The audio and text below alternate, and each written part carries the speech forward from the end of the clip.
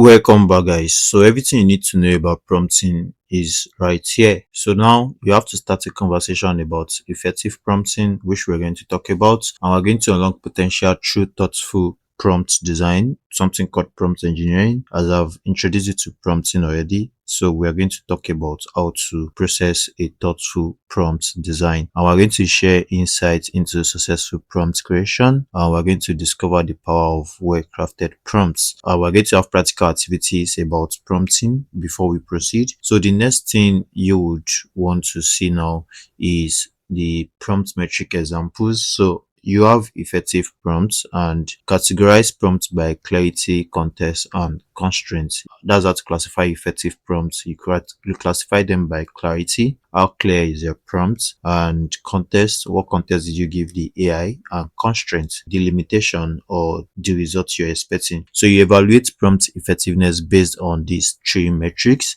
Good prompts clearly define the task and user, of course. It's add context and constraints for precise responses. The last thing is that you iterate and refine prompts for optimal outcome. Yes, so you get to iterate prompts after you've gotten a result. You get to iterate outcome and refine prompts to get more results or better results. If you're going to see how we're going to do that, we're going to have a practical session about that and some prompt examples in action. Use clear prompts for direct responses. Contextual prompts provide necessary background. Constraint prompts guide specific outputs. I told you about that. Context has to do with you describing and giving a necessary information for AI to process. The constraints actually helps guide your output. When you add constraints to your prompts, you get what you want because you've given it an output constraint. And we have, when you combine elements, you get an highly effective prompt. We're going to do all this. This is just the theoretical aspect of the whole thing. Then we have different types of prompts. We have clear prompts provide straightforward instructions, yes, and we have contextual prompts include essential background information. We've talked about that. Constraints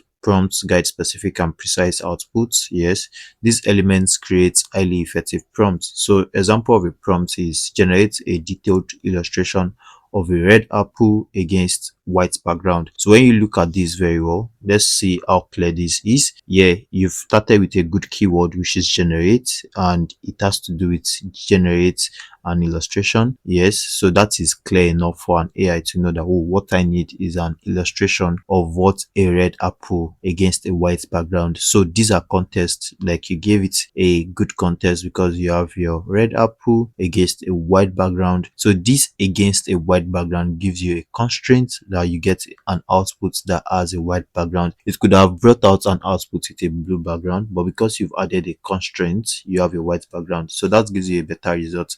That's something about prompting, and that's an example of that. So we're going to see some key takeaways are clarity, context, constraints. Let's play in your head. Clarity, context, constraints. Your prompt should be clear. You should have a context when you're prompting, and you should have a constraint. You get a better result that way. So those are the key takeaways when it comes to prompting, and that's where we're going to come to an end, because prompting, as it has been stated right now, it is all about clarity, context, and constraints. I hope to see you in the next lesson. See you there.